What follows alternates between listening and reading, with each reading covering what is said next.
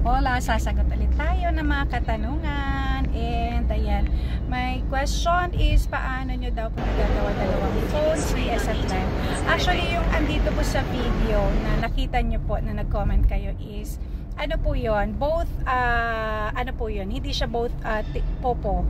Yung isa po is naka-CS or naka-panel live po ako, and then the other po na cellphone is sa TikTok live po yun. So, sinasabay ko po siya para, alam mo yun, ma-maximize ang time, and syempre, mas tumaas ang algorithm, both po ng social media. So, hindi po siya possible na dalawang cellphone naka-CS yung isa, naka-live yung solo live yung isa, if you are referring sa Popo lang po.